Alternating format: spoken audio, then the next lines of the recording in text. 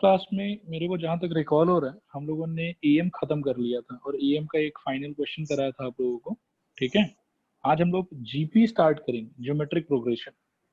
आप लोग डेफिनेशन लिखना स्टार्ट कर सकते हो। सबसे पहले जो है आप लोग हेडिंग लिखिए, geometric progression.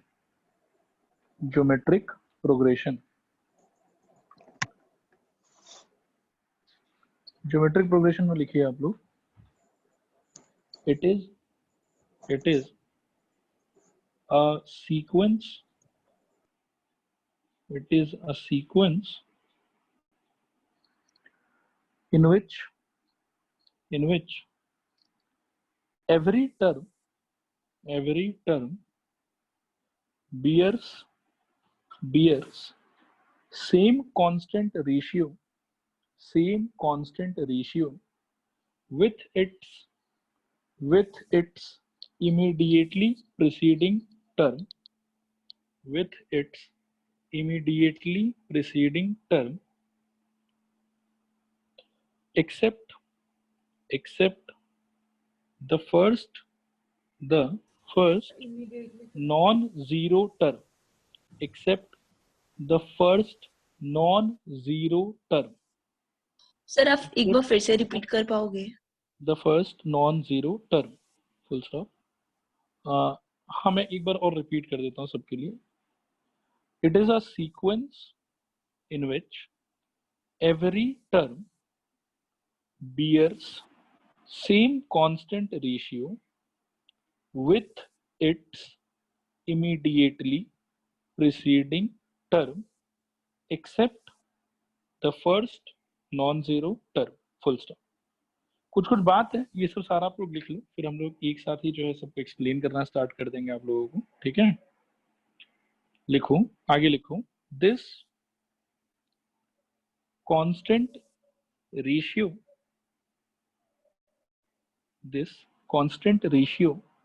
is called as common ratio. This constant ratio is called as common ratio, full stop. फिर आगे लिखो, if the first term is screen पे देखो, small e and small r is the common ratio, and small r is the common ratio, then the standard appearance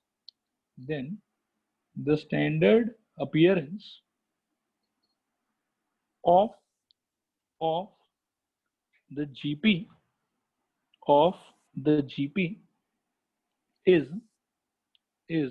screen पे देखो, e ar square ar cube comma dot dot dot. ठीक है, और last वाले में लिखना a r to the power n minus 1, a r to the power n minus 1, full stop. ठीक है, अच्छा आओ सब लोग मिलके पहले इसके बारे में बात कर लेते हैं और फिर मैं कुछ पॉइंट्स आप लोगों को आगे बताना शुरू करता हूँ. ठीक है, जैसा कि आप लोगों को याद होगा कि ईपी में क्या होता था कि हमारे पास में कोई ना कोई फर्स्ट टर्म होता था ई. मैं एक बार अभी ऊपर जो भी लिखा हो उस पर फोकस नहीं करना आप लोगों को. ठीक है, मैंने ये लाइन खींच दी है, लाइन के नीचे में जो भी लिख रहा हूँ आप लोग उस चीज पे फोकस करो. ठीक है, सबसे पहले ई, और अपने पास में कोई ना कोई कॉमन डिफरेंस होता था डी. फिर अपन क्या करते थे कि फर्स्ट टर्म लिखा, फिर उसमें एक बार डी को जोड़ा तो सेकेंड टर्म आया, फिर से सेकेंड टर्म में एक बार डी को जोड़ा तो थर्ड टर्म आया, फिर से थर्ड टर्म में एक बार और डी को जोड़ा तो फोर्थ टर्म आया, एंड सो ऑन. हम लोग आगे चलते रहते थे. इसीलिए एपी का जो फाइनल चेहरा होता था वो देखने में होता था A plus D, A plus 2d, A plus 3d and so.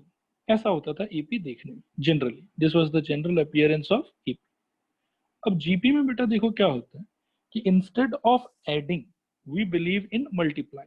GP के अंदर में हम क्या करते हैं, देखिए आप, मैं इसको भी एक बार यहाँ पे लाइन खींच देता हूँ ताकि किसी बच्चे को कंफ्यूजन ना रहे. Now we will talk about GP. GP के अंदर में पहला फर्स्ट टर्म होगा एक आपके पास में, और इंस्टेड ऑफ कॉमन डिफरेंस आपके पास में होगा कॉमन रेशियो, इसको कॉमन रेशियो कहते हैं। और ये हो जाएगा, सपोज करो कोई एक लेटर आर से आप डिनोट कर लो इसको, तो अगर आप इसको आर से डिनोट कर रहे हो तो जो जनरल आपका जीपी बनेगा, अब देखो वो कैसे बनेगा। पहले अपन ए लिखेंगे, नेक्स्ट टर्म के लिए ए को आर से मल्टीप्लाई कर देंगे। एपी में डी को ऐड किया जाता था, जीपी में आर को मल्टीप्लाई किया जाए। नेक्स्ट टर्म में हम सेकेंड टर्म के साथ में एक बार और आर मल्टीप्लाई करेंगे, तो कुल मिला के ये जो टर्म है ये दिखने लगेगा ए आर स्क्वायर जैसा। फिर उसके नेक्स्ट टर्म यानी कि फोर्थ टर्म में हम जो भी थर्ड टर्म था ए आर स्क्वायर, उसके साथ में एक आर और मल्टीप्लाई कर देंगे, तो ये दिखने लगेगा ए आर क्यूब जैसा, एंड सो ऑन, ये ऐसा चलता जाएगा। तो अगर मैं अच्छे से लिखूं तो ये हो जाएगा ए, ये हो जाएगा ए आर, और ये हो जाएगा a r square, and so on. AP के अंदर में जैसे हम देख रहे थे कि this was T1 term 1, this was T2, this was T3, this was T4, वैसे ही आप यहाँ देखोगे कि ये हो गया आपका टर्म 1, ये हो गया आपका टर्म 2, ये हो गया टर्म 3, ये हो गया टर्म 4, एंड सो ऑन, ये चलता रहेगा। फिर से एपी के अंदर में आप लोग का ऑब्जर्व किया हुआ था कि फर्स्ट टर्म के अंदर में we can see there is no d present, basically we can also think it as a plus 0 times of d. ठीक है, तो a plus 0 times of d का मतलब हुआ कि T1 यानी कि टर्म नंबर 1, तो d का कोफिशिएंट 0। टर्म नंबर 2 में यू कैन ऑब्जर्व कि d का कोफिशिएंट इज 1। टर्म नंबर 3 में यू कैन ऑब्जर्व कि d का कोफिशिएंट इज 2। टर्म नंबर 4 में यू कैन ऑब्जर्व कि d का कोफिशिएंट इज 3। तो इन जनरल हम लोग कह सकते हैं कि एक पैटर्न चल रहा है जिसमें वी कैन ऑब्जर्व कि जो भी टर्म नंबर होता है उससे एक यूनिट कम डी का कोफिशिएंट होता है। कि फर्स्ट वाले में एक यूनिट कम करेंगे तो 0 आ जाएगा, सेकंड वाले में एक यूनिट कम करेंगे तो 1 आ जाएगा, थर्ड वाले में एक यूनिट कम करेंगे तो 2 आ जाएगा, फोर्थ वाले में एक यूनिट कम करेंगे तो 3 आ जाएगा, एंड सो ऑन, ऐसा चलता रहता था। And based on this observation only we use to say that कि अगर हमको nth टर्म चाहिए तो उसमें a तो a रहेगा, d रहेगा, लेकिन कोफिशिएंट में कितना आएगा, तो n से एक कम। तो इसीलिए nth टर्म होता था a plus n minus 1 into D. इसी तरीके से अगर कोई स्टूडेंट यहाँ ऑब्जर्व करे तो ही और she will see that T1 के अंदर में देयर इज नो r, मतलब r का पावर 0 है। इनफैक्ट अगर चाहें तो ज्यादा बेटर वे में ऐसे लिख सकते हैं a r to the power 0। T2 में यू कैन सी कि r का पावर 1 है, यानी कि टर्म नंबर से एक कम। तो यहाँ मैं देख सकता हूँ कि this is nothing but ar which is 1 less than 2। T3 में यू कैन सी कि r का पावर इज 2, यानी कि टर्म नंबर से एक कम हो गया। T4 में यू कैन सी कि r का पावर इज 3, वापस से टर्म नंबर के मुकाबले वो एक यूनिट और कम हो गया। तो कैन एनीवन टेल मी कि what should be Tn here? Unmute करो, खुद को बताओ मेरे को answer. a to the power r minus 1 n minus 1 a to the power a r to the power n minus 1 n minus 1। Very good Devesh, बहुत बढ़िया। क्या सारे स्टूडेंट को ये बात समझ में आया? रिस्पॉन्ड करो एक बार, हाँ या ना। हाँ sir.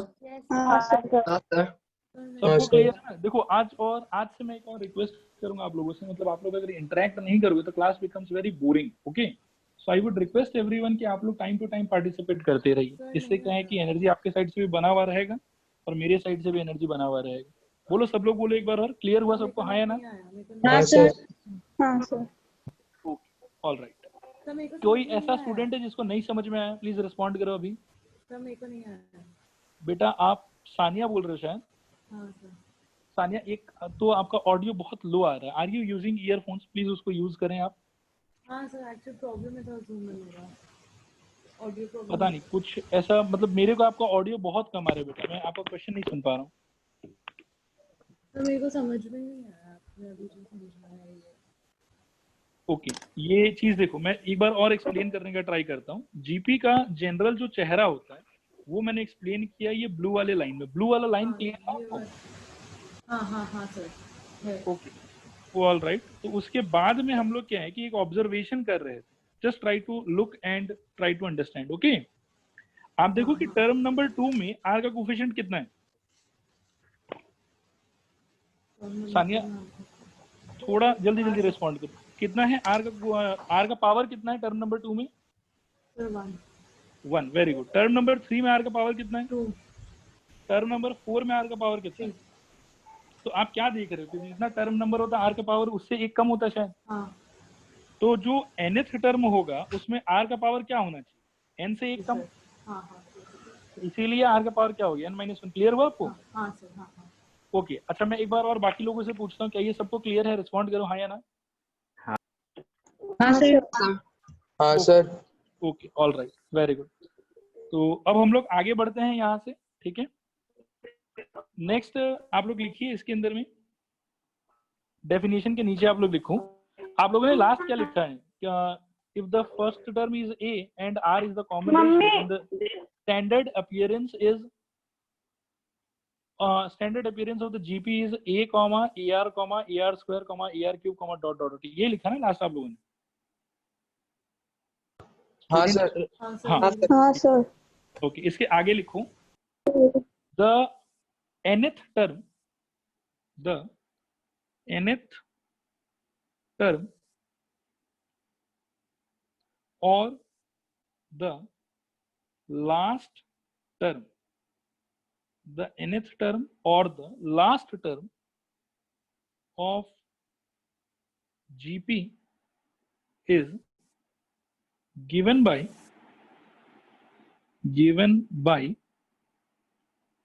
Tn is equal to a r power n minus 1. Tn is equal to a r power n minus 1, ठीक है।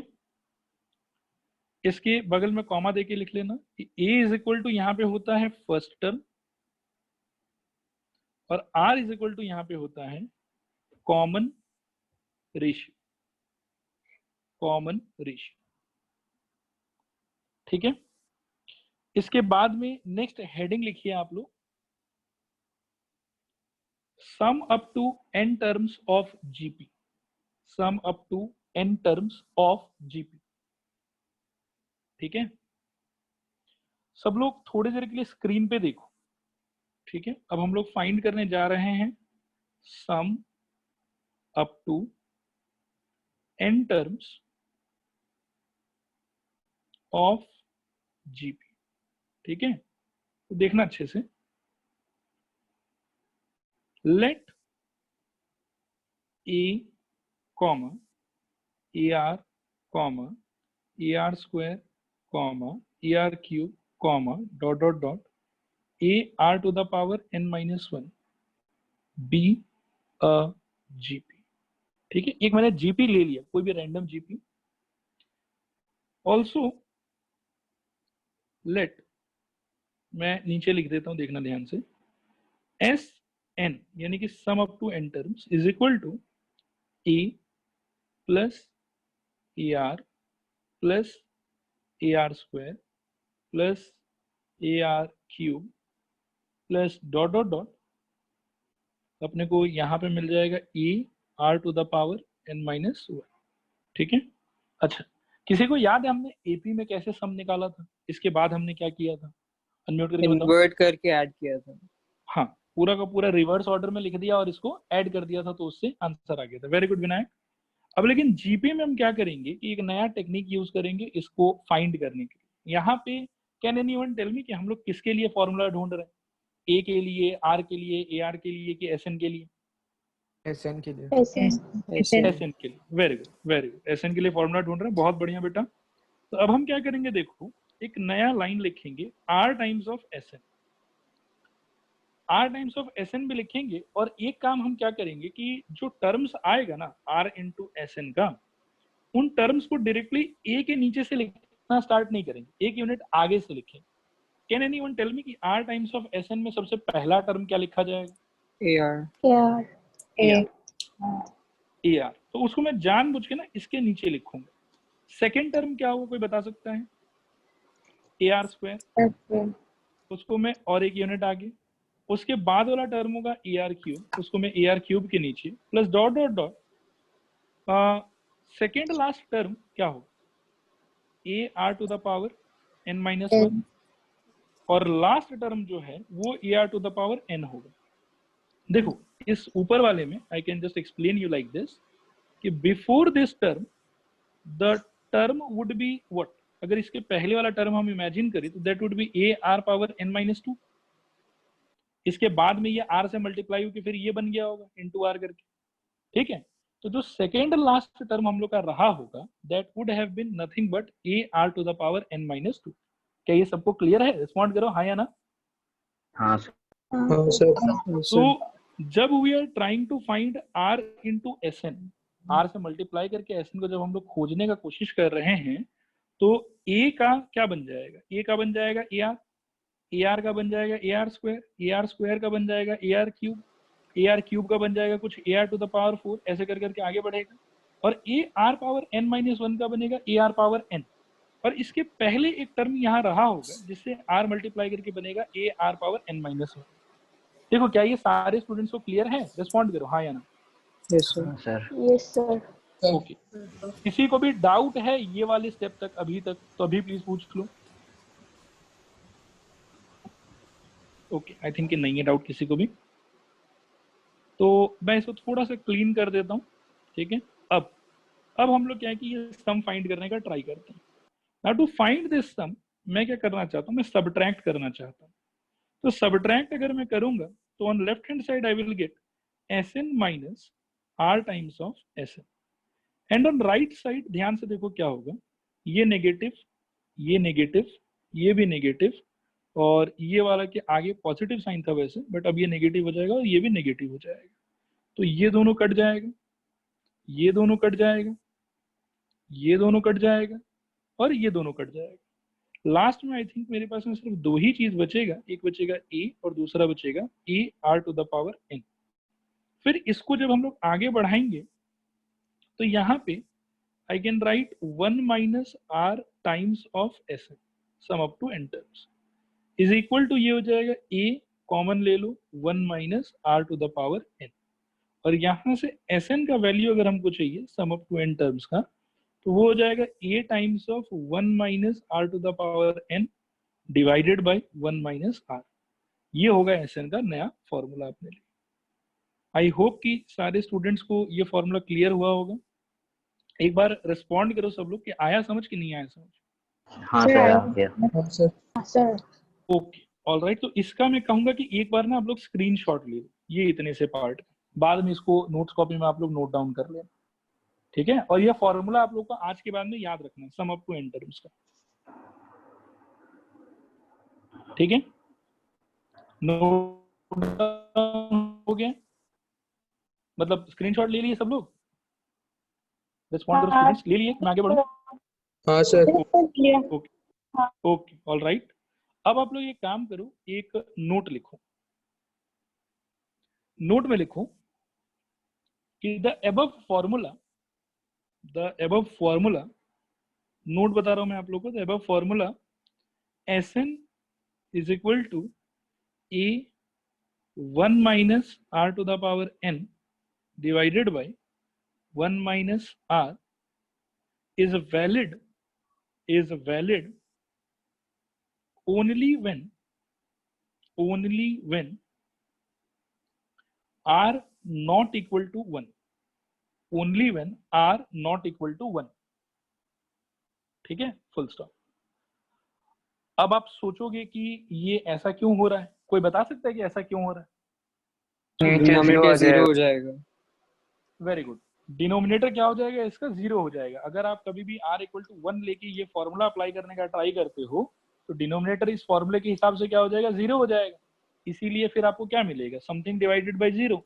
और हम जानते हैं कि एनी नंबर, ऐसे में एक बार 5 लिख रहा हूँ, any number divided by zero क्या होता है? नॉट डिफाइंड होता है। ये बात मालूम है ना सबको? हाँ सर। हाँ, तो इसीलिए ये फॉर्मूला कब यूज कर सकते हैं हम लोग? जब r इक्वल टू 1 होगा कि r नॉट इक्वल टू 1 होगा? Not equal to 1। Not equal to 1, okay. अच्छा, अब मन में ये भी सवाल आ सकता है, ये जो आप लोगों ने लिखा इसको नोट नंबर 1 डाल दो। अब अपन नोट नंबर 2 के बारे में बात करेंगे कि r इक्वल टू 1 होगा तो क्या होगा, ठीक है। सपोज करो कि आपका कोई जीपी है जिसका फर्स्ट टर्म है a और जिसका कॉमन रेशियो है 1, ठीक है। और उसमें जो n टर्म्स होगा, थोड़ा इमेजिन करते हैं कि वो n टर्म्स देखने में कैसा होगा।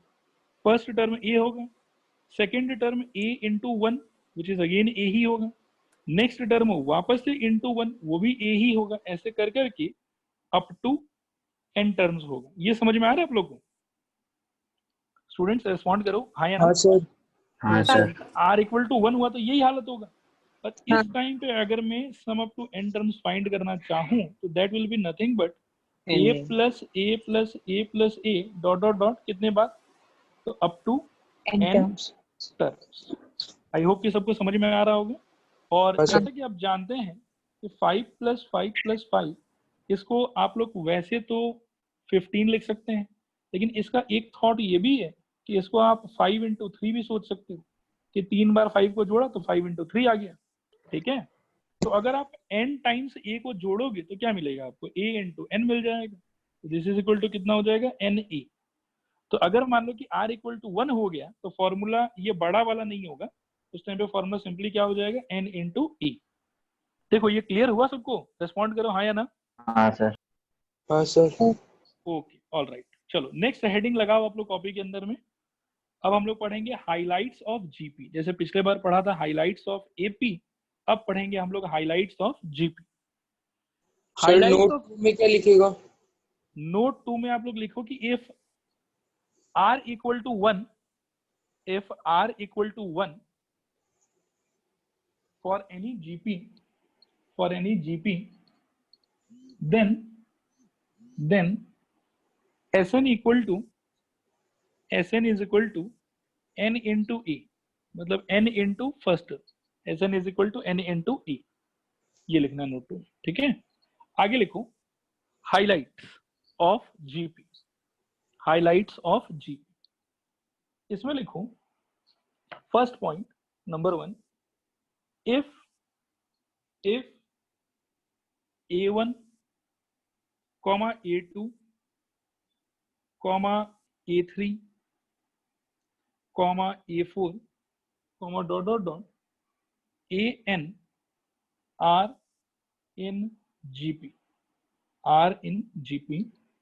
then a1 k comma a2 k comma a3 k comma dot dot dot an k will also be in gp। ये एक बात हुआ। और इसी के नीचे लिखो कि a1 divided by k comma a2 divided by k comma a3 divided by k comma dot dot dot an divided by k will also be in gp, will also be in gp। ठीक है, full stop. फिर नीचे लिखो a1 plus के comma a2 plus के comma a3 plus के comma dot dot dot an plus के will not be in gp, ये gp में नहीं होगा। और लास्टली a1 माइनस के कॉमा a2 माइनस के कॉमा a3 माइनस के comma dot dot dot an minus के will not be in gp, ये भी gp में नहीं होगा। ठीक है, will not be in gp। लिखना हो गया सबका? एक बार रिस्पॉन्ड करो हाँ या ना? हाँ लिखना हो गया।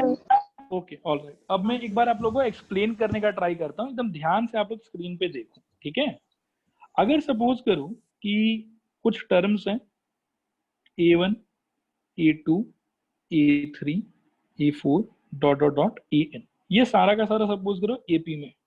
तो आपको याद होगा कि एक प्रॉपर्टी होता था जिस प्रॉपर्टी के तहत हम कोई भी दो कंसेक्यूटिव का टर्म अगर सक्सेसर माइनस प्रेडिसेसर के फॉर्म में निकाले तो that was always same, a2 minus a1 is equal to a3 minus a2 is equal to a4 minus a3 and these all were equal to what? These all were equal to common difference। ये याद है आप लोग सबको? हाँ sir. Very good. और ऐसा क्यों होता था? क्योंकि हम a1 से a2 शिफ्ट होते समय d जोड़ के शिफ्ट होते थे, a2 से a3 जाते समय d जोड़ के जाते थे। इसीलिए जब a3 माइनस a2 करते थे तो सिंस a3 a2 से d यूनिट्स ज्यादा है इसीलिए इनका डिफरेंस हमेशा d ही होता था। सिमिलरली जीपी के टाइम पे क्या होता है कि अगर A1, A2, A3, A4 dot dot dot AN ये सारा का सारा सपोज करो कि AP में नहीं, ये सारा का सारा GP में, तो इस टाइम पे डिफरेंस सेम नहीं होता, इस टाइम पे रेशियो सेम होता है एंड हमेशा second term divided by first term, मतलब सक्सेसर डिवाइडेड बाय प्रेडिसेसर का फॉर्मेट होना पड़ेगा।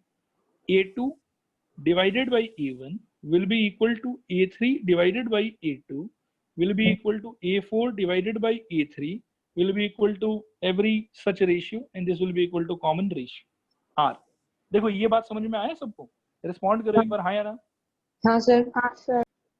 ओके हाँ ओके, मैं एक बार फिर भी इसको और बोलना चाहूंगा कि ये क्यों हो रहा है ऐसा, क्योंकि A1 से A2 पे जब हम शिफ्ट हो रहे हैं we are multiplying it with R।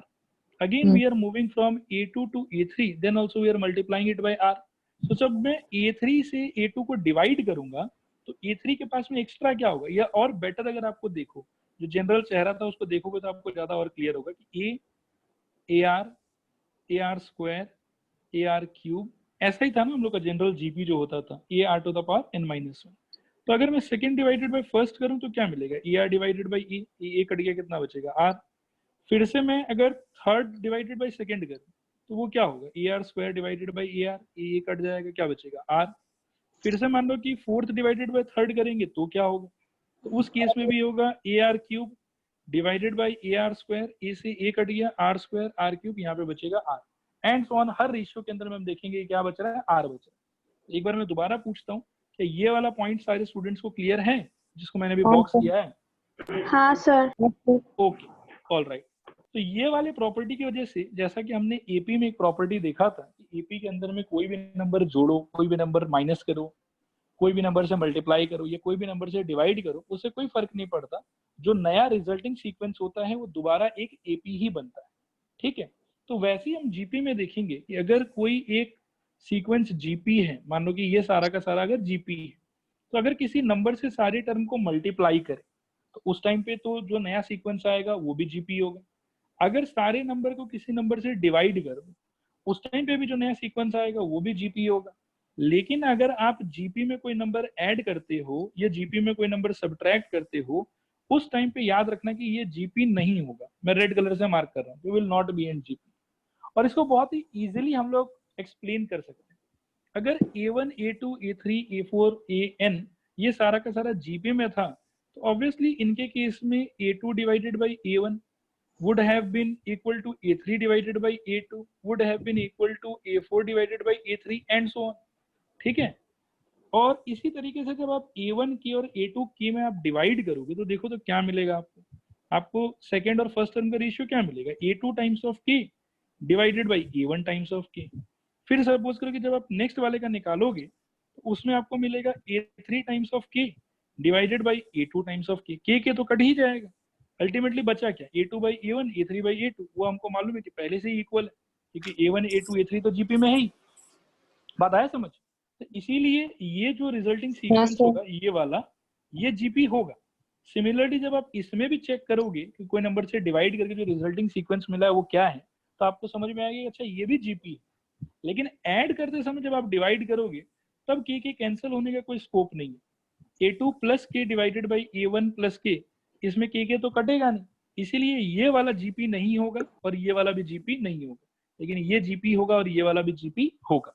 ठीक है, तो इन सारे बातों को रैप अप करने के लिए मैं आपको ऐसा बोलूंगा कि अगर A1, A2, A3, A4 dot dot dot AN is a GP, तो अगर आप सारे टर्म्स को किसी एक फिक्स नंबर से मल्टीप्लाई करते हैं तो उस सिचुएशन में again the new resulting sequence will also be in GP. अगर आप सारे टर्म्स को किसी कांस्टेंट नंबर से डिवाइड करते हैं, in that case also the new resulting sequence will be in GP, but if you add something to every term or you subtract something from every term, in these two cases the new sequence will not be GP। ठीक है, अब सारे बच्चे खुद को unmute करके बताओ कि ये पॉइंट क्लियर हुआ कि नहीं क्लियर हुआ? सर क्लियर है। हाँ सर। क्लियर है। हाँ सर। ओके ओके, तो एक बार में हाँ सेकंड वाले पे कोई एग्जांपल दे सकते हो? A1 बाय K का जो था वो कैसे तो जीपी में होगा? A1 बाई K में भी बेटा आप देखो कि जब आप A2 divided by K divided by A1 divided by K करेंगे ना तो K तो कट जाएगा, बचेगा यहाँ से भी अल्टीमेटली क्या A2 बाई A1। ठीक है, फिर जब आप ये वाला डिवाइडेड बाई ये वाला करेंगे तो भी के कट जाएगा, बचेगा क्या वहां से A3 बाई A2। और since A1 A2 A3 already AP में है तो ये रेशियो तो ऊपर आपको दिख ही रहा है कि इक्वली है। सानिया समझ में आ रहा है आपको? हाँ सर, हाँ सर। हाँ, और बाकी हम लोग न्यूमेरिकल एग्जांपल्स लेंगे तो और ज्यादा क्लियर हो जाएगा आप लोग को। यहाँ तक समझ में आया? एक बार फाइनली रिस्पॉन्ड कर दो हाँ या ना। हाँ सर। आ गया। ऑलराइट, तो इसको वर्ड्स में भी हम लोग लिख लेंगे। आप लोग इस पॉइंट में कंटिन्यू करो, लिखो if we multiply or divide, if we multiply or divide each term of GP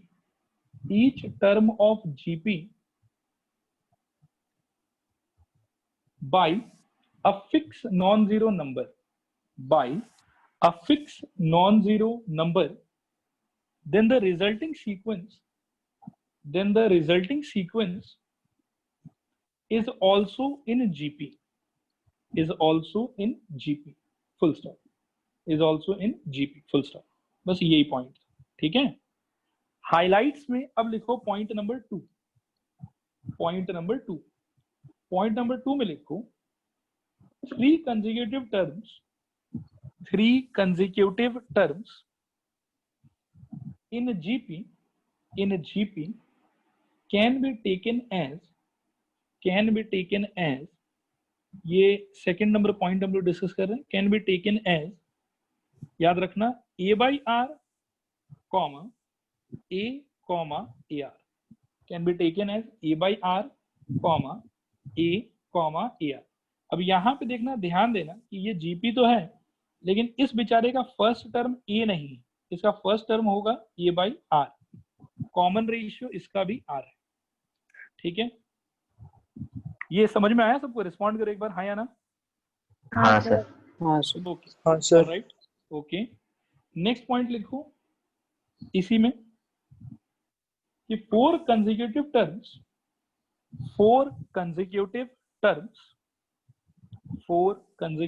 terms in a GP can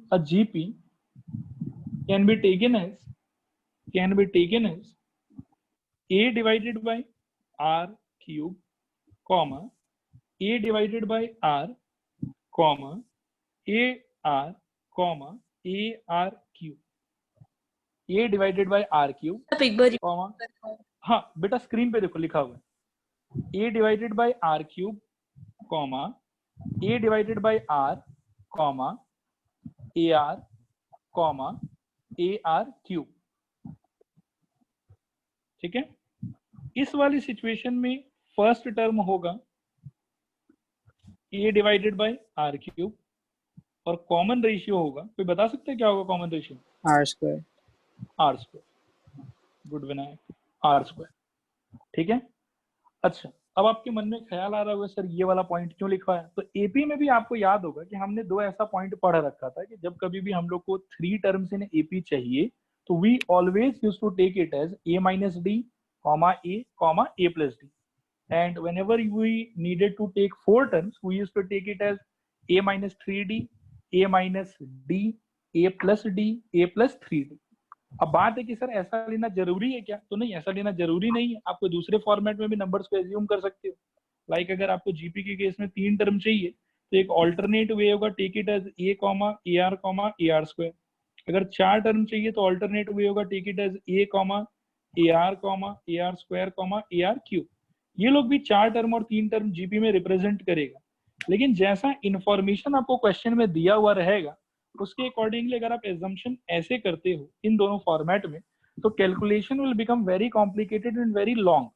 तो इसीलिए instead of taking the terms of GP as mentioned in these boxes we take these standard formats. ये वाला मैं इसको highlight कर देता हूँ, जो ये 4 टर्म वाला है ये वाला और 3 टर्म वाला है ये वाला।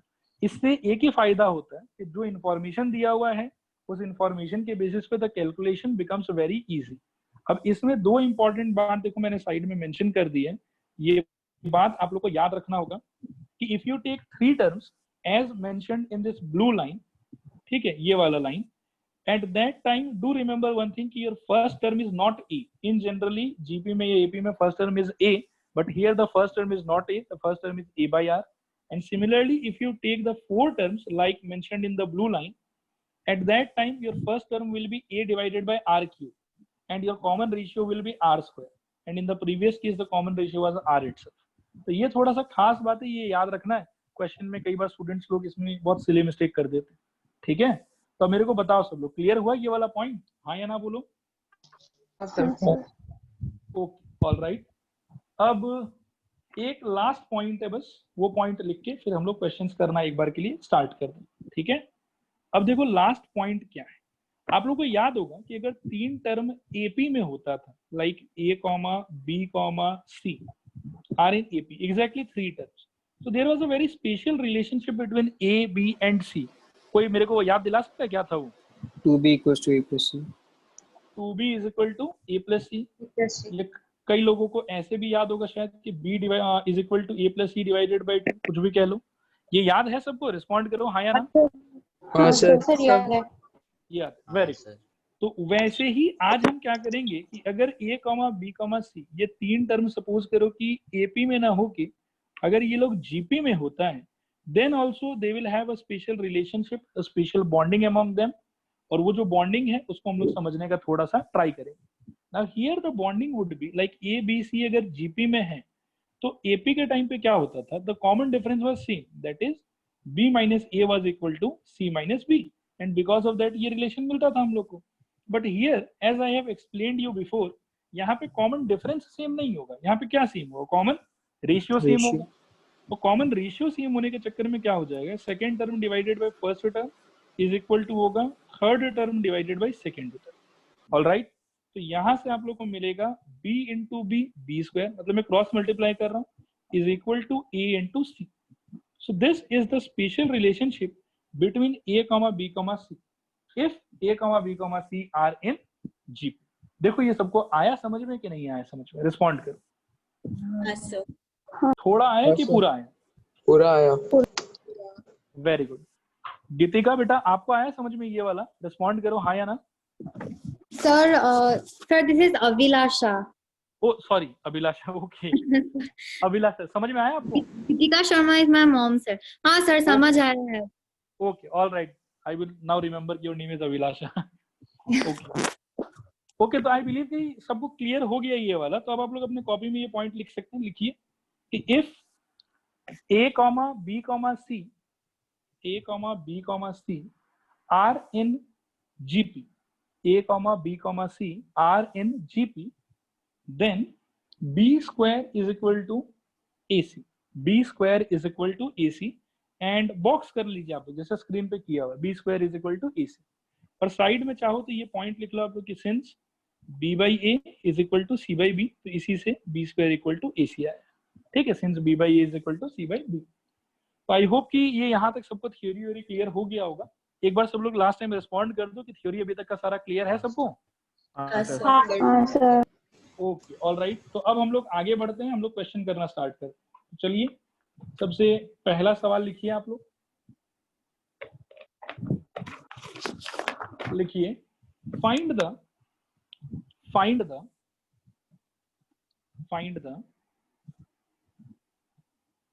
common ratio of GP whose first term is 1, whose first term is 1 and the sum of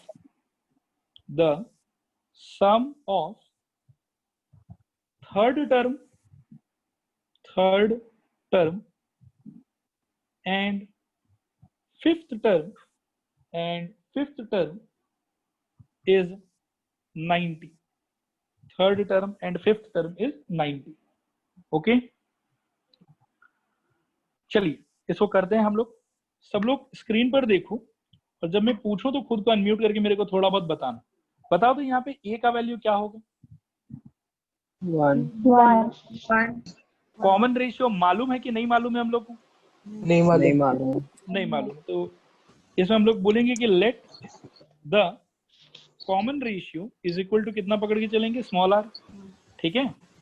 और आई थिंक कि अकॉर्डिंग टू क्वेश्चन ये दिया हुआ है क्या कि T3 plus T5 is equal to 90।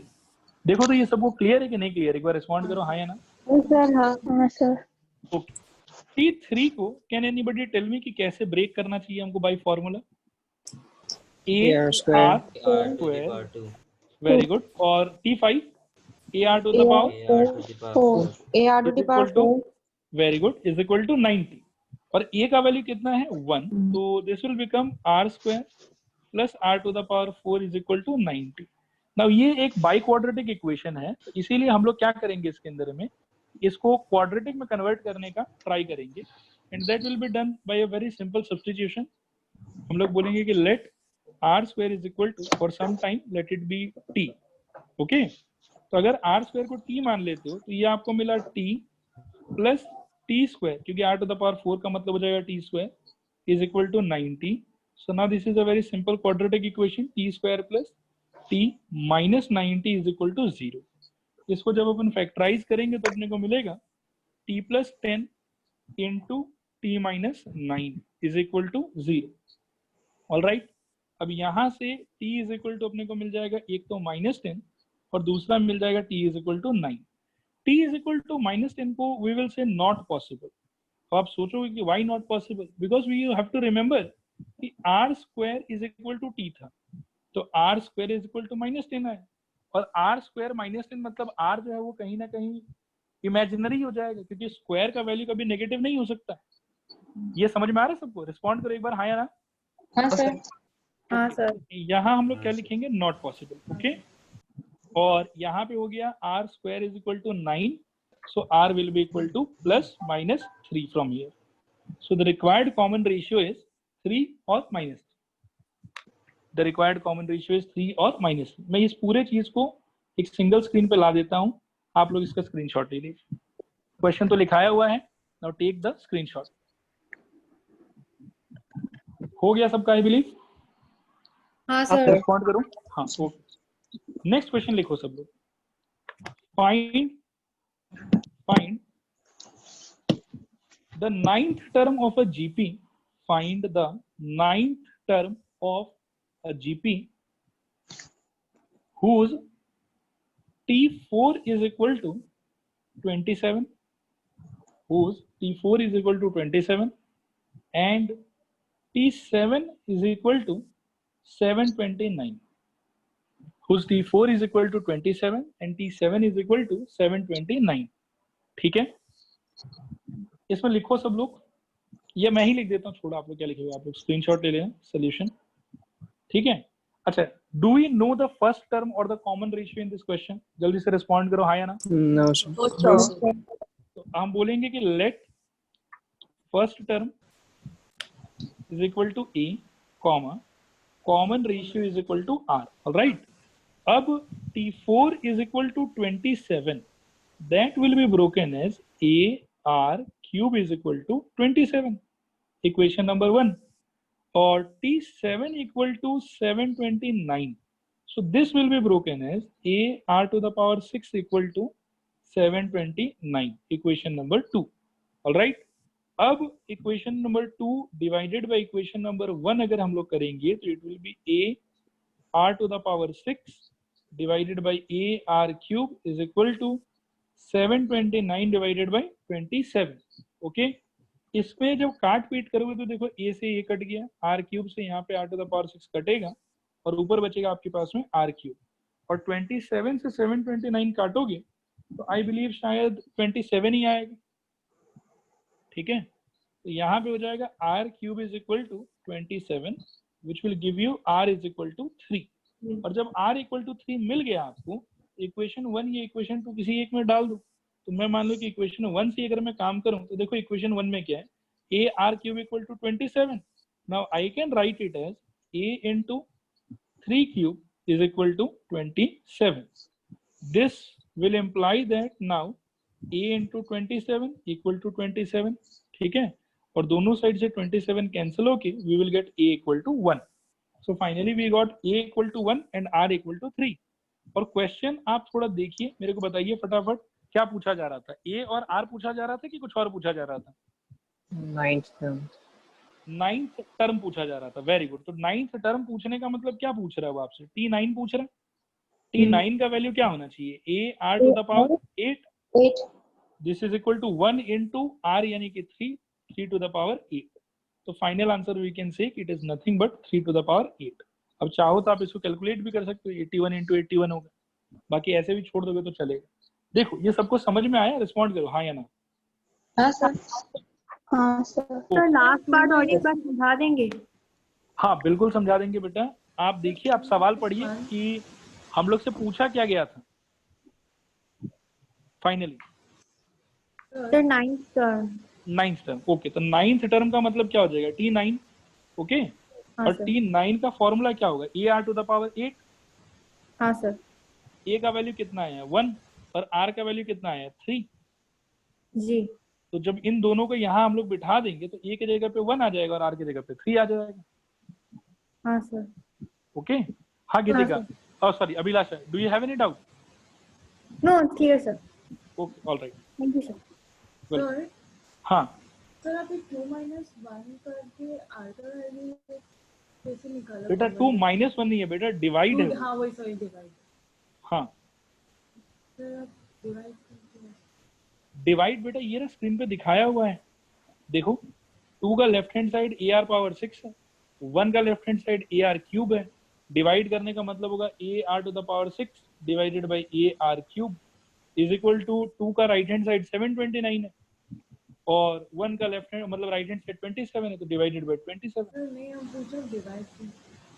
Divide क्यों किया वो देखो बेटा, ऐसा है कि जैसे आप लोग बचपन में मेथड पढ़ते थे कि cross multiplication method, elimination method, substitution method, तो उन सारे मेथड्स में एक ही एम होता था कि आपको एक्स और वाई का वैल्यू फाइंड करना. लेकिन यहाँ पे जिस टाइप का इक्वेशन से आप डील कर रहे हो, जैसा इक्वेशन आप एनकाउंटर कर रहे हो, वो सारा इक्वेशन लीनियर इक्वेशन तो है नहीं, तो पुराना सारा मेथड वर्क नहीं करेगा. तो यहाँ पे क्या है कि जैसा इक्वेशन आपको मिलेगा उस टाइप का मेथड आपको लगाना पड़ेगा सच दैट कि आप उससे वेरिएबल्स को सॉल्व कर सको. तो यहाँ पे मेरे को ऐसा पावर वावर में जब इक्वेशन दिखाई पड़ता है, मतलब वेरिएबल्स का पावर वावर रेज किया हुआ रहता है बहुत ज्यादा, तो उस टाइम पे जनरली हम लोग ये वाला मेथड फॉलो करते हैं कि हम लोग डिवाइड कर लेते हैं. आया समझ? Sania are you online? समझ में आया आपको? हाँ सर आ जाए. Okay okay. नेक्स्ट क्वेश्चन लिखो सब लोग. How many terms are there? How many terms are there in the GP? ध्यान से लिखना. 0.03, 0.06, 0.01 नहीं 0.012 नहीं 0.12 बस. Dot dot dot 3 point last term 3.84. 3.84. How many terms are there in this GP? ऐसा पूछा हुआ. ठीक है, तो स्टार्ट करो फटाफट. लिखो आप लोग. हियर कोई बता सकते हैं ये क्या होगा? 0.03. Very good. All right. R क्या होगा? 0.06 डिवाइडेड बाय 0.0. यस. तो अल्टीमेटली ये हो गया 6 डिवाइडेड बाय 100 और नीचे हो गया 3 divided by 100.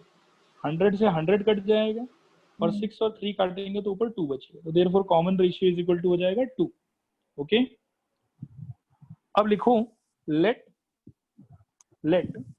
The number of terms be n. Let the number of terms be n. Okay. अच्छा, अगर आपके total number of terms n है तो क्या क्लियरली हम लोग देख सकते हैं यहाँ पे लास्ट टर्म कौन है? 3.84. स्टूडेंट्स रिस्पॉन्ड करो. समझ में आ रहा है? Yes sir. Yes, sir. Okay. तो अगर 3.84 लास्ट टर्म है मेरा और मैंने टोटल नंबर ऑफ टर्म को n मान रखा है, तो आई थिंक कि यहाँ पे मेरे को क्या लिखना चाहिए कि tn इज इक्वल टू 3.84 होगा. रिस्पॉन्ड करो. आया समझ कि नहीं आया समझ? हाँ सर. हाँ. अब देखो आगे बढ़ते हैं हम लोग. tn का जो फॉर्मूला था वो ऊपर अपन ने क्या पढ़ा था? a r power n -1, this is equal to 3.84। अब a का मतलब है अपने लिए 0.03, r का मतलब है अपने लिए 2, अपने सॉल्व करके निकाला, और पावर में रहेगा n-1, this is equal to 3.84। अब this implies left hand side में देखो हो जाएगा 3 divided by 100 into 2 to the power n-1, this is equal to 384 divided by 100, 100 से 100 गया, this implies 2 to the power n-1 is equal to 384 divided by 3, ऐसा कुछ आएगा। अब 3 से इसको काट लो तो 1, फिर 2 और फिर 8, 128. yes, so ultimately I think we got 2 to the power n-1 equal to 128।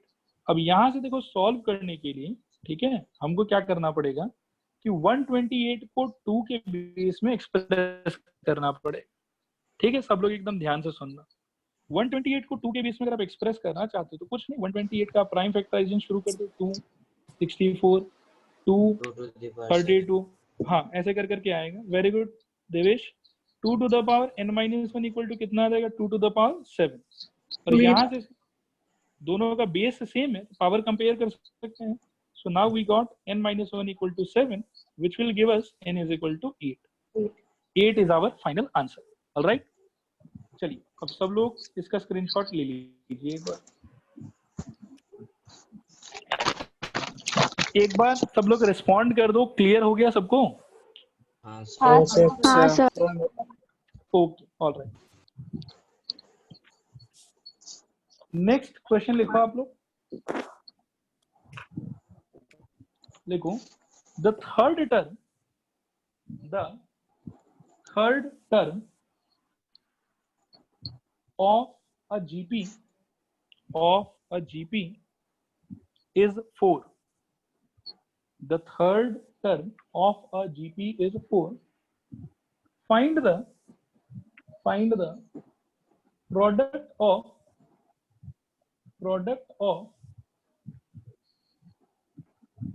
first 5 terms.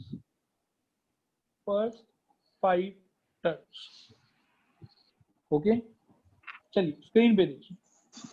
सबसे पहले ये बताइए कि ए और आर दिया हुआ है कि नहीं दिया हुआ? नहीं दिया। तो पहला लाइन सोल्यूशन में यही लिखो आप लोग कि let the first term be A, common ratio be R. Let the first term be A and common ratio be R. Okay, अब लिखो T3 इक्वल टू 4। T3 को कैन एनीवन टेल मी कि कैसे ब्रेक करना चाहिए by formula? AR square. Very good. So AR square is equal to 4. Let me mark this as equation number 1. Okay. और question में मेरे से पूछा हुआ है कि what is the product of first 5 terms, I believe. तो मतलब now I want to find the value of T1 into T2 into T3 into T4 into T5। ठीक है, थोड़ा ध्यान से आप लोग देखते रहिएगा। T1 will mean A itself, T2 का मतलब होगा AR, T3 का मतलब होगा AR स्क्वायर, T4 का मतलब होगा AR क्यूब, T5 का मतलब होगा AR to the power 4। Okay, और ये सारा का सारा जो बेस है वो सारा बेस आपस में आप देखो कि सिंस कॉमन बेस है तो पावर आई थिंक कि हम लोग ऐड कर सकते हैं। तो A का कुल मिला के 1 1 1 1 1 कितना पावर हो जाएगा? 5 हो जाएगा। 5 और R का पावर आप देखो तो 1 2 3 4, तो मतलब 1 + 2 + 3 + 4। ठीक है, ये हो जाएगा 4 × 5/2, कट गया तो कितना आया 10। तो A के पावर में आया 5 और R के पावर में आया 10। आप इसको मैनुअली भी ऐड कर सकते हैं तो इतना ही आएगा। ठीक है, आई बिलीव कि यहाँ तक सबको समझ में आ रहा होगा। लेकिन हम A नहीं जानते, हम R नहीं जानते, बट यहाँ पे देखो हम क्या चमत्कार कर सकते हैं कि हम AR² लिख के उसके पावर में 5 चढ़ा सकते हैं। The thing A power 5 R power 10 is equivalent to AR² whole to the power 5, and in question we have been given the value of AR² which is 4। तो इसको जैसे ही हम यूज करेंगे ये हो जाएगा 4 to the power 5। ठीक है, और यही हम लोग का फाइनल आंसर है which is equivalent to 1024। तो देखो सारे स्टूडेंट्स, इसमें इस पर डाउट है कुछ तो पूछो अभी, और बाकी लोग स्क्रीनशॉट ले लो फटाफट।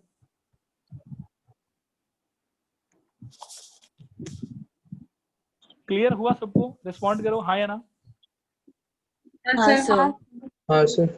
Okay all right, next question लिखो। Find the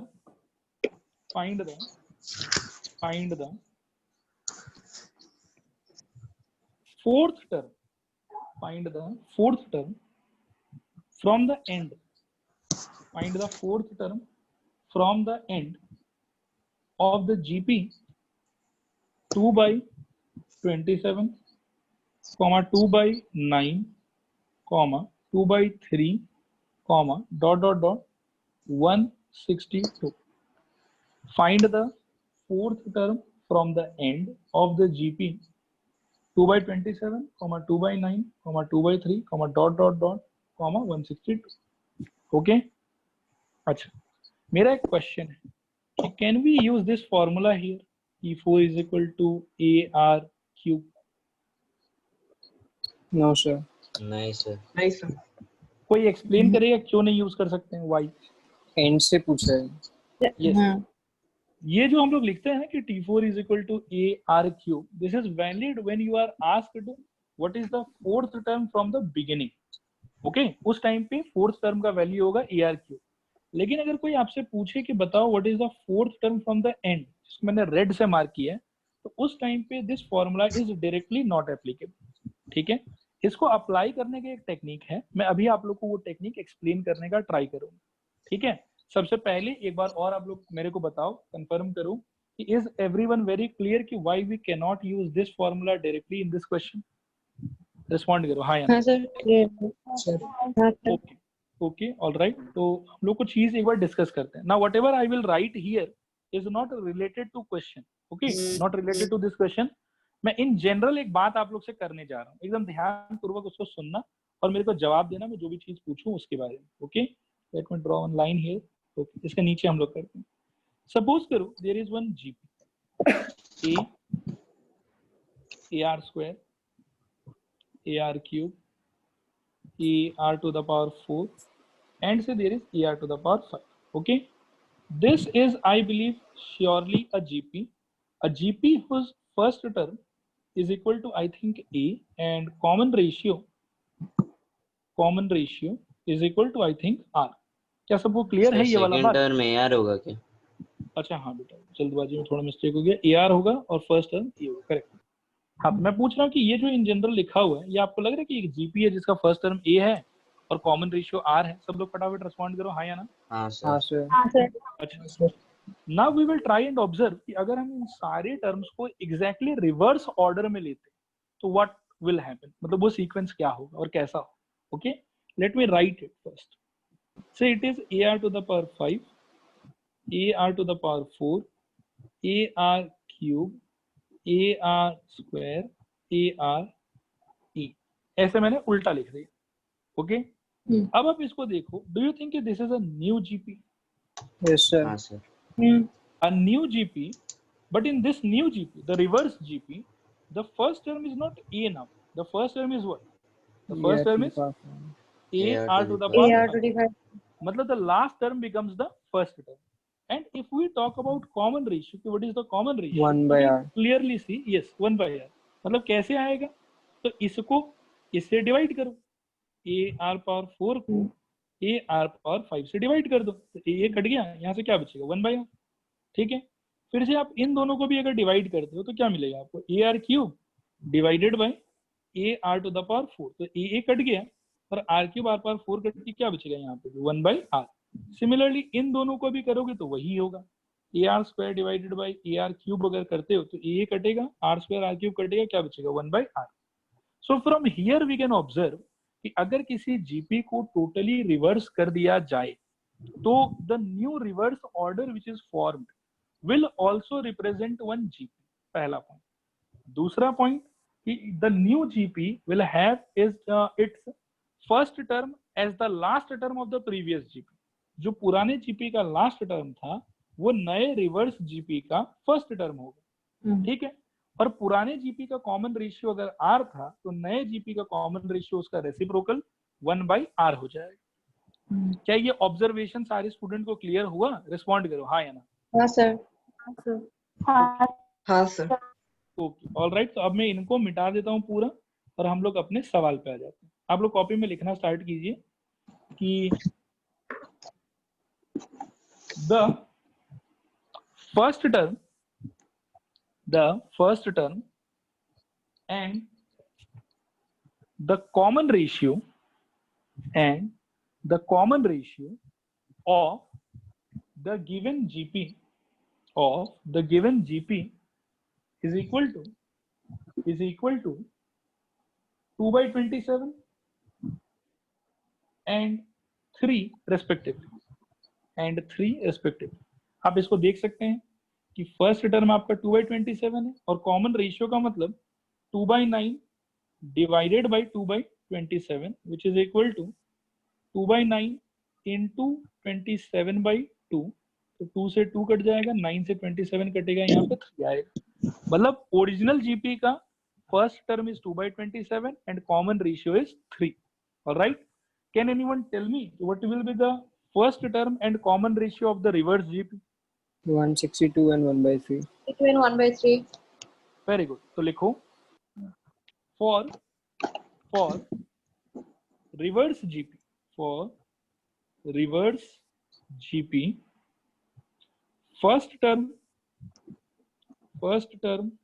is equal to 162 because the last term will become the first term now, and common ratio is equal to 1/3. जो भी एक्चुअल कॉमन रेशियो था उसका reciprocal, the common ratio is now 1/3. ठीक है, आई hope कि ये समझ में आया आप लोग को।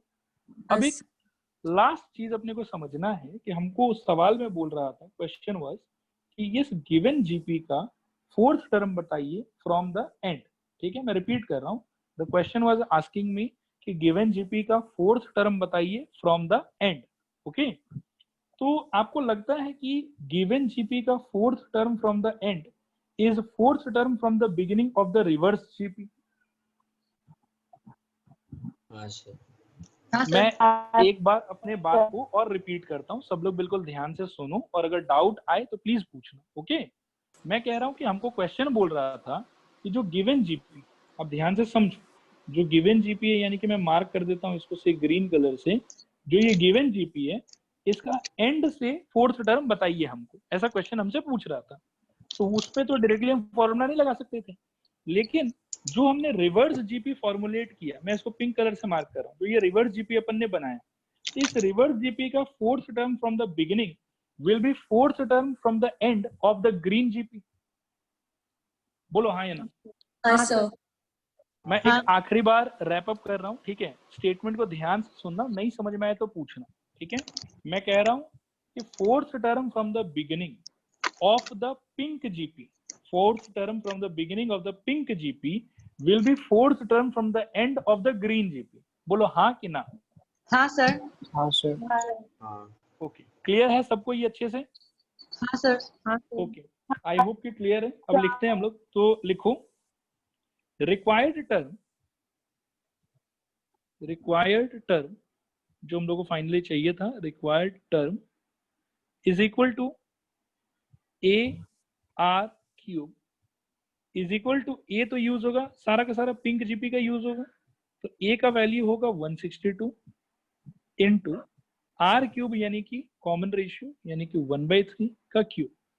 Now this must be equal to 162 into 1/3 का होल क्यूब मतलब 1/27। This is equal to, solve करने पे आप क्या आएगा 6। ठीक है, अब मैं एक बार पूछ लेता हूँ, सारे स्टूडेंट्स मेरे को रिस्पॉन्ड करो कि क्या ये क्लियर हुआ आप लोगों को कि नहीं हुआ? हाँ सर। थोड़ा पूरा ओके, ऑलराइट। नेक्स्ट क्वेश्चन लिखो आप लोग, नेक्स्ट क्वेश्चन लिखो, the sum SUM sum of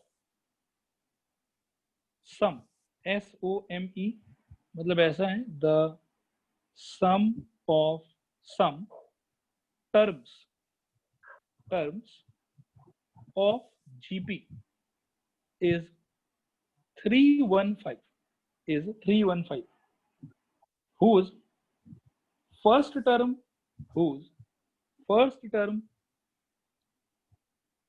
is 5, whose first term is 5, and common ratio is 2, and common ratio is 2, full stop. Find the last term and the number of terms. Find the last term and the number of terms. Okay आप लोग question को एक बार read करो और read करके मेरे को identify करके बताओ कि what are the informations which are given in the question. अच्छे से सोच के बताना, हड़बड़ाना मत, बट करेक्टली बताना। सर एसएन दिया हुआ है, ए दिया हुआ है और आर दिया हुआ है। Very good. एसएन कितना दिया हुआ बेटा? 315। ओके, ए कितना दिया हुआ है? 5। अच्छा ठीक है, 5। Very good. और कॉमन रेशियो कितना दिया हुआ? 2। Very good. अच्छा, तो क्या कोई मेरे को एसएन का फॉर्मूला रिकॉल करा सकता है? क्या था? हाँ, a into 1 minus a into 1 minus r to the power n divided by 1 minus r is equal to 315। देखो यहाँ तक में किसी को डाउट है क्या? अभी पूछ लो। हाँ सानिया बेटा बताओ। तो इसमें सम टर्म दिया हुआ, तो मेंशन तो किया नहीं कितना का सम दिया हुआ। अच्छा, उसके लिए देखो आप, वैसे तो मैंने डायरेक्टली लिख दिया, बट आप एक लाइन अटैच कर सकते हो। सब लोग ही लिख लो। चलो, ये कॉमन डाउट है, क्या पता बाद में दिमाग में आ जाए कि n कहाँ से आ गया। तो लिखो, let the number of terms in this GP be n। Let the number of terms in this GP be n। ठीक है सानिया, अब तो लिख सकते हैं कि अगर n टर्म्स हो तो एसएन का वैल्यू 315 होगा। ओके, तो अब यहाँ से प्रोसीड करते हैं हम लोग कि एसएन इज इक्वल टू 315। ये अपन ने ब्रेक कर दिया उसको, और ब्रेक करने के बाद में अब आप देखो कि मैं वैल्यूज पुट करूंगा। कैलकुलेशन एक बार सब लोग ध्यान से देख लो, तो कैलकुलेशन में आप लोगों को डाउट आ सकता है बाद में। ओके, ए का वैल्यू अपने को कितना दिया हुआ है? 5। ठीक है, तो यहाँ मैं लिखूंगा 5। 1 minus are to the power n, common ratio है 2, तो 1 माइनस 2 टू द पावर यहाँ पे हो जाएगा 1। 1 माइनस आर यानी कि 1 minus 2, this is equal to 315। अब मैं 5 और 315 काट सकता हूँ, 6 3। ओके, दिस एम्प्लाइज अब अपने पास में बचेगा 1 minus 2 to the power n is equal to minus 63। आप सोचेंगे कहाँ से माइनस आ गया? नीचे ये -1 बचेगा, इसको हम लोग क्रॉस मल्टीप्लाई कर लेंगे। अब आप इस माइनस 63 को राइट हैंड साइड में ले आइए, तो आपको मिलेगा 1 plus 63 is equal to 2 to the power n। ठीक है, this implies 2 to the power n is equal to कितना आ जाएगा? 64। और यहाँ से वापस से हम लोग n का वैल्यू निकालने के लिए 2 to the power n equal to कह सकते हैं 2 to the power 6। This implies n is equal to 6। सब लोग एक बार रिस्पॉन्ड करो कि n इक्वल टू 6 तक सबको समझ में आया अच्छे से? yes sir अच्छा, सिर्फ n ढूंढना था हम लोग को कि कुछ और भी ढूंढना था?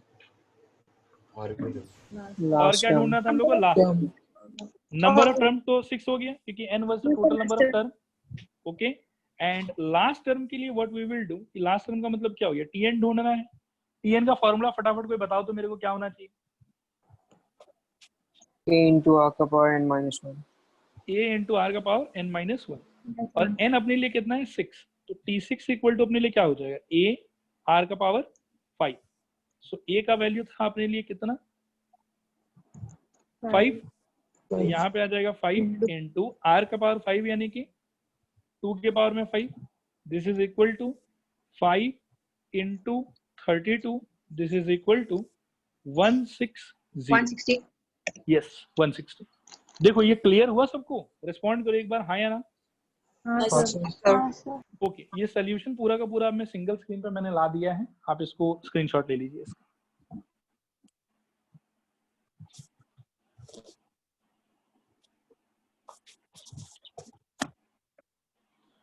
देखो समझ में आया कि नहीं समझ में आया?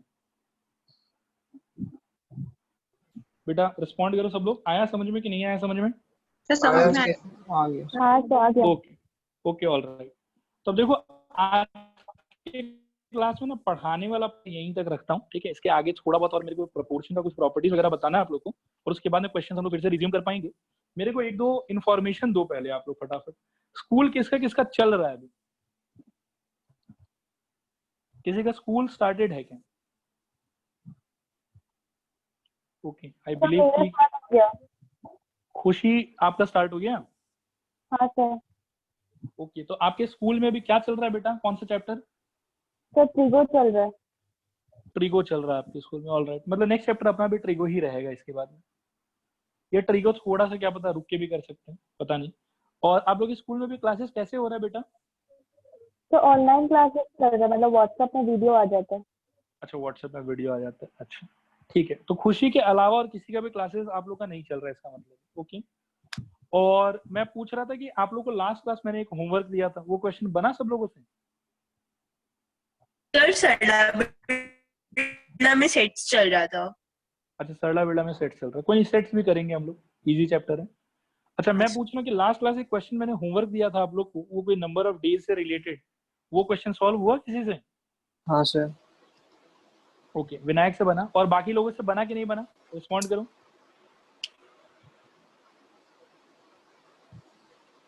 अच्छा, तो इसको मैं नेगेटिवली ही लेके चलूंगा कि नहीं बना शायद आप लोगों से, ऑलराइट। अब इसके बाद में बात ये रहा कि आप लोग को मैं आज जो है एक होमवर्क देता हूँ। पहले ये बताओ कि एनसीईआरटी किताब है सबके पास में? रिस्पॉन्ड करो हाँ या ना। हाँ सर। हाँ सर। हाँ। ऐसा विद्यार्थी जिसके पास में एनसीईआरटी बुक नहीं हो, रिस्पॉन्ड करो। तो मेरे पास नहीं है। खुशी चौधरी आपके पास में नहीं है, ओके ठीक है। मैं एक काम करूंगा कि ग्रुप में मैं बोल दूंगा अपने स्टाफ से कि वो आप लोगों को एनसीईआरटी का पीडीएफ एक बार भेज दें, ठीक है। और एनसीईआरटी के पीडीएफ के साथ में अपना एपी जो है वो पूरा का पूरा कंप्लीट हो गया है। तो एपी का पहला एक्सरसाइज है सीक्वेंस एंड प्रोग्रेशन चैप्टर में। तो उस चैप्टर का जो एक्सरसाइज है, उस एक्सरसाइज से थोड़ा बहुत मैं आप लोग को होमवर्क जो है वो मैं मैसेज करवा दूंगा। कल संडे है, कल बैठो, मंडे को भी अपना क्लास नहीं है, नेक्स्ट क्लास डायरेक्टली ट्यूसडे को होगा अपना। तो मैं आप लोग से उम्मीद करूंगा कि होमवर्क आप लोग पॉजिटिवली सब लोग अटेम्प्ट करेंगे, अच्छे से कंप्लीट करेंगे। और नेक्स्ट क्लास जब भी हम लोग का होगा तो आप लोग से उनमें से कौन सा क्वेश्चन नहीं बना, ये पॉजिटिवली मेरे को आप लोग बता देना। आप लोग से क्वेश्चंस बनना इट इज नॉट इम्पॉर्टेंट, बने नहीं बने that is very good for me, कोई प्रॉब्लम नहीं है, मैं बता दूंगा सारा डाउट। बस ये है कि आई रिक्वेस्ट यू आप लोग अटेम्प्ट, मतलब क्वेश्चंस अनअटेम्प्टेड। अगर क्वेश्चंस अनअटेम्प्टेड रह गया तो आपको लॉन्ग रन में कभी याद नहीं रहेगा। अगर आप सपोज किसी को उसको ट्राई करते हैं, आपसे नहीं बनता, आप मेरे से पूछ लेते हैं, that is not a problem, that is okay. और वो चीज आपको याद भी रहेगा क्योंकि आपने ट्राई किया। लेकिन अगर आप बिना ट्राई किए डायरेक्टली क्वेश्चन के सोल्यूशन को मेरे तरफ से सुनते हैं तो वो आपको बहुत ज्यादा लंबे समय तक याद नहीं रहेगा। इसीलिए I will say, I would अर्ज एवरी स्टूडेंट कि आप लोग को जो भी होमवर्क मैं आज से देना शुरू करूं उसको पॉजिटिवली ट्राई करना, ठीक है।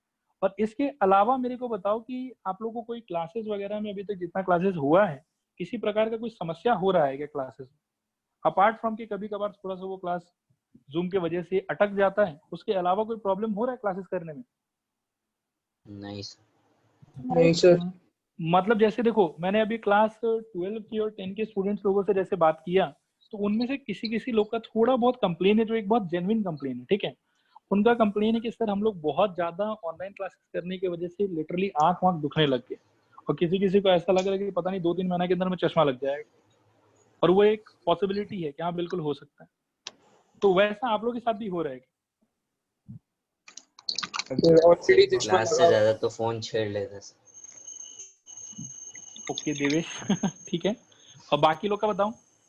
चश्मा लगा हुआ है सर। अच्छा, चश्मा पहले से ही लगा हुआ है ठीक है। देखो, जिन लोगों के नहीं लगा हुआ है उन लोगों से मेरा एक रिक्वेस्ट है कि आपके पास में अगर किसी प्रकार का सनग्लास वगैरह कुछ भी है तो मैं कहूंगा कि क्लास जो है वो आप लोग सनग्लास पहन के ही करो, कोई शर्म करने का बात नहीं, आराम से घर पे बैठो सनग्लास पहन लो। और दूसरा, जो भी स्क्रीन आप यूज करो उससे ब्लू रेज आता है जो आपके लिए हार्मफुल है। तो अगर आपके सिस्टम में नाइट मोड है या रीडिंग मोड है तो आप लोग उसको ऑन करके क्लासेस को कंटिन्यू करना, ये मतलब मेरी तरफ से एडवाइस है, ठीक है। बाकी अपार्ट फ्रॉम दैट ठीक है, अगर क्लासेस में कोई इशू नहीं आ रहा है तो मेरे साइड से भी it is going very good, right. तो आज क्लास को यहाँ पे स्टॉप करेंगे हम लोग, ठीक है। नेक्स्ट क्लास वही हम लोग का होगा ट्यूसडे को, और होमवर्क आप लोग को मैसेज में मिल जाएगा। एनसीईआरटी का पीडीएफ भी मैं मतलब भिजवा दूंगा।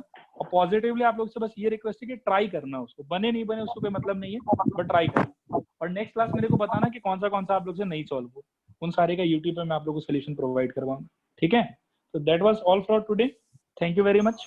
Thank you sir. अब आप लोग मीटिंग लीव कर सकते हैं। वेलकम you, बेटा, sir. वेलकम बेटा, Thank you, sir.